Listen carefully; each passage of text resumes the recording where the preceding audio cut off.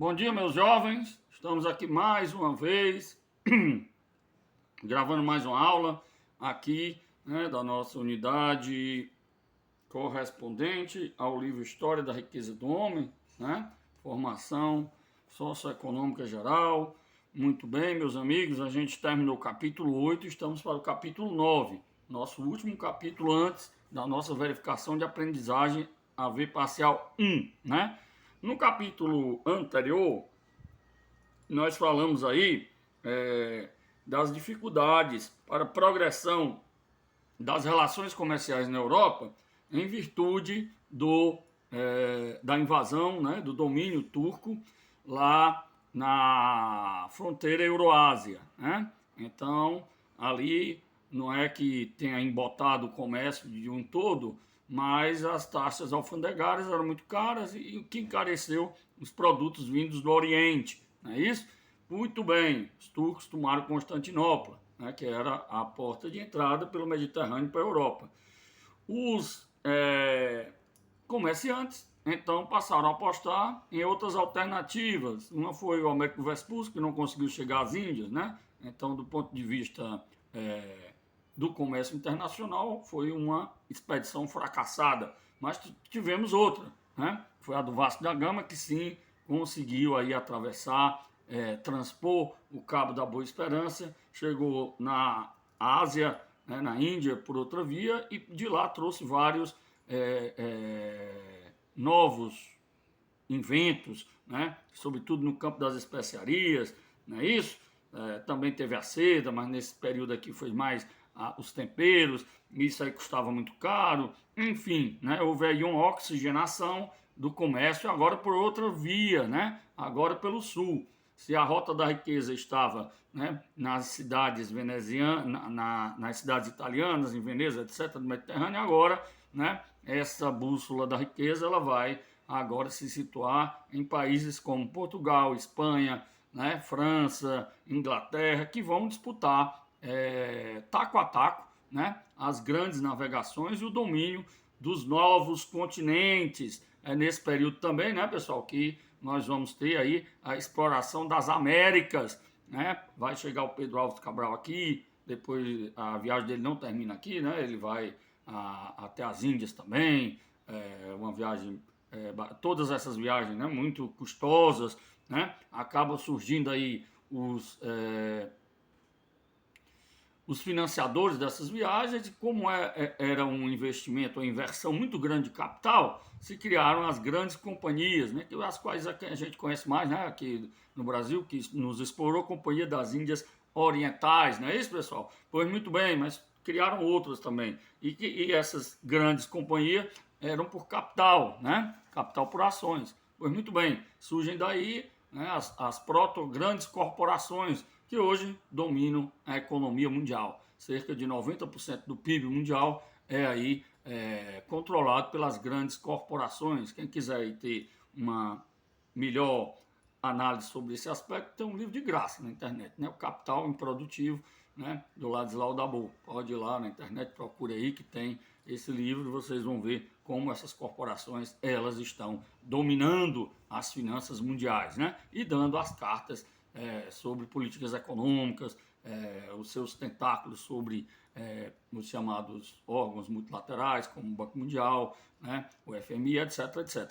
Muito bem, mas isso é o assunto mais contemporâneo. Nós estamos aqui, né, ainda nessa transição, grande transição do regime feudal para o regime capitalista. Muito bem, jovens, sem mais delongas, então nos séculos 16 e 17, os reis, como a gente falou, se tornam aí muito dependentes dos lucros dessas grandes companhias, né? Mais do que isso, também do capital rentista, ou seja, aquele capital que financiava essas grandes navegações em consórcio a essas companhias por ações, né? Cota por ações. Pois muito bem, nós falamos também que aí até esse período, então aqui século XV, século XVI, né, pessoal, surge a Antuérpia como um grande centro financeiro da Europa, uma grande cidade, né, aí que vai reunir uma grande quantidade de casas bancárias de grande influência tanto na Europa como nos outros continentes, evidentemente, desse ponto de vista do financiamento das grandes navegações e dos próprios governos. Surgem aí as redes de compensação bancária via letras de câmbio, né? Ainda não tínhamos aí a compensação de cheques e outros papéis, que eu trabalhei muito tempo lá no Banco do Brasil, mas a lógica é a mesma, né, pessoal? É que se tenha um ambiente que possa ser trocado títulos. Então, não havia necessidade, por exemplo, de um comerciante da Itália levar a X quantidade de ouro até a Inglaterra para comprar lá mercadorias. Né? Agora tinha um sistema bancário de interconexão, um sistema que a gente pode ser internacional de pagamentos, que podia fazer isso através de redesconto de títulos. E isso foi feito, né? Também aí as finanças internacionais dos próprios países, né? Poderiam ser aí também trocadas através, né, dessa rede de compensação interbancária. Antuérpia, então, surge como esse grande centro, né, financeiro da Europa, e por lá surge uma grande nação, né, pessoal, que é aí a Holanda, que tanto aí vai ter importância nesse período do século XVI, XVI, XVII, XVIII, né, inclusive sobre o Brasil, né, lá no livro Formação Econômica do Brasil, o Celso Furtado vai aí ter um capítulo, acho que é o capítulo 1, todo dedicado a essa influência dos holandeses aqui no nosso primeiro ciclo, né, de econômico relevante, que foi o da cana-de-açúcar. Pois muito bem, do açúcar. Pois muito bem, meus amigos, capítulo 9, então, a gente vai começar com Homem Pobre, Mendigo e Ladrão. A Guerra dos 30 Anos, o nome do capítulo é isso, Homem Pobre, Mendigo e Ladrão. A Guerra dos 30 Anos na Alemanha, 1618 a 1648, culminou com a devastação de 2/3 da população, sobretudo de fome e miséria. Né? Até a Primeira Guerra Mundial, né, os conflitos matavam muito mais gente, né, de fome e de doença do que propriamente por ações bélicas. Né? Um exemplo também aqui pertinho da gente, a Guerra do Paraguai, matou muito mais gente de fome e de miséria e de doença do que propriamente das investidas militares. A descoberta de Minas pelos espanhóis na América, né? Aí foi uma grande revolução, né, pessoal? Uma grande revolução nas finanças europeias, né? Por quê? Porque agora vai ter um grande afluxo de metal precioso e as pessoas não tinham ainda essa familiaridade com o aumento de circulação da moeda. Quando aumenta a circulação da moeda, a tendência é que os preços aumentem também, né? A quantidade de moeda aumenta os preços em consequência desse aí aumento da quantidade aí do equivalente geral das trocas. Olha só, enquanto os mercados da Inglaterra, Holanda e França amontoavam fortunas enormes do comércio, os espanhóis haviam descoberto uma forma mais simples de aumentar as somas de dinheiro de seu tesouro. Embora seus exploradores não tivessem conseguido descobrir uma rota para as Índias que lhes proporcionaram lucros comerciais, esbarravam com os continentes da América do Norte e do Sul. E no México e Peru havia minas de ouro e prata de grande valor, à disposição deles para o roubo, era roubo mesmo, né? Matava a população nativa e roubava, né, os seus tesouros e suas minas. Os porões dos galeões espanhóis não eram carregados de mercadorias para serem vendidas com lucro, mas com ouro e prata, especialmente prata. Né? As minas da Saxônia e Áustria há muito produziam grandes quantidades desse metal, mas eram realmente muito pequenas comparadas com a riqueza que se derramava sobre a Espanha, vinda de suas possessões no Novo Mundo. Em 55 anos, de 1545 a 1600, calcula-se que anualmente cerca de 2 milhões de libras esterlinas eram levadas da América para os tesouros espanhóis. Né? Se tinha a ideia, nesse momento ainda, pessoal, que um país rico era um país que tivesse uma grande quantidade de ouro e prata, como a gente falou para vocês. Né? Muito bem.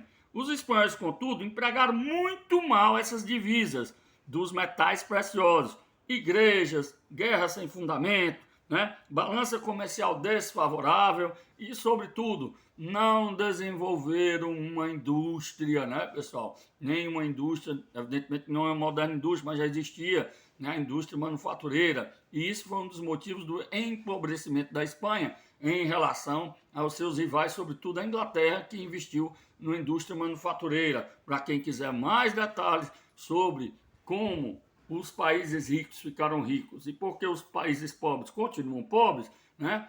Eu recomendo esse brilhante livro que eu estou estudando, né? Então é um livro bastante interessante nesse sentido, porque vai desde esse período. Ele vai explicar por que a França permaneceu pobre em comparação aos seus rivais, justamente porque não soube gastar suas divisas. O afluxo de prata redundou no aumento dos preços dos produtos, como a gente pode ver aqui na página 99, olha só, né? O dinheiro é como tudo mais que o povo deseja e para o qual não há oferta ilimitada.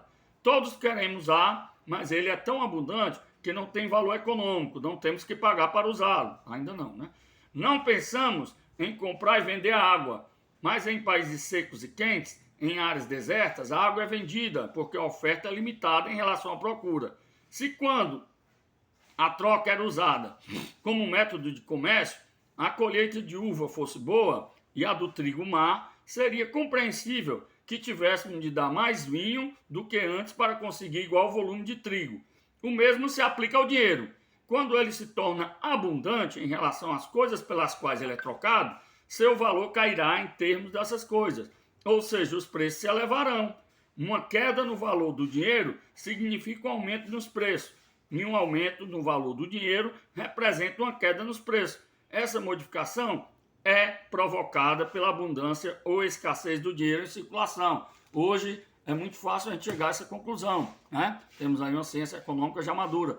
Nesta época aqui não. As pessoas não compreendiam por que o aumento dos preços estava tão comum na Europa, né? O homem comum não conseguia identificar a causa da inflação, como nós acabamos de mencionar. Na página 100, ele tem dizendo, ó, o agricultor, do ponto de vista do agricultor, né? Creio que é culpa vossa, senhores, dessa escassez, porque atribuís às vossas terras tal preço que os homens que nela vivem precisam vender caro, ou não poderão pagar o arrendamento. Ainda a história do arrendamento, nós nos referimos aí nos capítulos passados. Já o cavaleiro, o representante, evidentemente, aí dos donos da terra, né, que vive da renda da terra, vai dizer, e eu digo que a culpa é vossa, agricultores, de sermos obrigados a levar nossos arrendamentos, pois temos de comprar tão caro tudo o que nos forneceis, como milho, gado, ganso, porco, capões, frango, manteiga e ovos. O que há com todas essas coisas, que são agora vendidas mais caras, com um aumento de mais da metade do preço pelo qual foram vendidas nestes últimos 8 anos. Não se recordam os vizinhos desta cidade que dentro desses 8 anos podíamos comprar o melhor porco ou ganso por apenas 4 dinheiros e que hoje me custam 8 dinheiros e um bom cação por 3 ou 4 dinheiros, um frango por 1 dinheiro, uma galinha por 2 dinheiros e hoje me custam o dobro dessa importância e o mesmo ocorre com artigos maiores como carneiro ou carne de boi, né? Evidentemente que eles não percebiam que a origem desta ciranda inflacionária, né, desse aumento de preço generalizado, era o grande afluxo de ouro e prata na Europa, sobretudo por conta aí da exploração dos espanhóis, né, nas novas terras do Novo Mundo, né? Muito bem, meus amigos. Emergem as primeiras ideias econômicas, os primeiros proto-economistas, né, os que vão perceber que o fenômeno não era como estava sendo descrito aqui pelos representantes da nobreza e dos arrendatários, né? Jean Bodin, ele vai ter uma grande participação neste debate. Veja só o que ele diz. Bodin escreveu no século XVI. Considero que a alta de preços que observamos vem de 3 causas. A causa principal e quase única, que ninguém até agora descobriu, é a abundância de ouro e prata, que neste reino hoje é a maior do que foi nos últimos 400 anos. Mais adiante ele vai dizer, ó, no Tratado do Cancro da Comunidade da Inglaterra, escrito em 1601. Né? Aqui já é outro autor, Gerard Menens, ele vai dizer: a abundância de dinheiro geralmente encarece as coisas, e a escassez de dinheiro, da mesma forma, faz com que as coisas em geral se tornem baratas. De acordo, portanto, com a escassez ou a plenitude do dinheiro, as coisas em geral se tornam mais caras ou baratas. E por isso, grande abundância de dinheiro, ou metal em barras, que nos últimos anos tem vindo das Índias ocidentais para a cristandade, encareceu tudo. Né? Cantillon, outro grande precursor da ciência econômica, ele vai dizer exatamente nesses termos. O Cantillon era um apostador. Né? Se forem encontradas minas de ouro ou pratas em quantidades consideráveis de minério delas forem extraídos, todo esse dinheiro, seja emprestado ou gasto, entrará em circulação e não deixará de elevar os preços dos produtos e mercadorias em todos os canais da circulação em que penetrar. Todos concordam em que a abundância de dinheiro aumenta o preço de tudo. A quantidade de dinheiro trazida da América para a Europa nos 2 últimos séculos justifica essa verdade pela experiência. Percebam, começam a existir aí os grandes pensadores, precursores do pensamento econômico. De fato, eram essas as causas do aumento dos preços na Europa, né, meus amigos? Pois muito bem.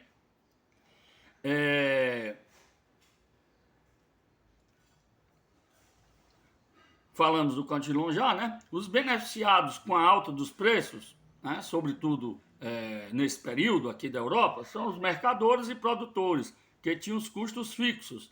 Arrendamento em longo prazo, por exemplo, né? Aqueles que tinham os custos fixos, com o aumento dos preços, evidentemente que eles vão aí ser beneficiados. As finanças do Estado eram abaladas pelas receitas fixas e custos galopantes. Os impostos eram fixos. Então, as finanças públicas entram aí em colapso ou risco de colapso, né? Os salários também eram esmagados em seu poder de compra, porque os salários também eram fixos, né? Como tem aqui na página 102 o exemplo do nosso autor. Olha, os aumentos de salários geralmente têm de ser conquistados com luta. São obtidos por uma ação coletiva deliberada, que encontra resistência ao passo que os preços são elevados pelas operações de mercado.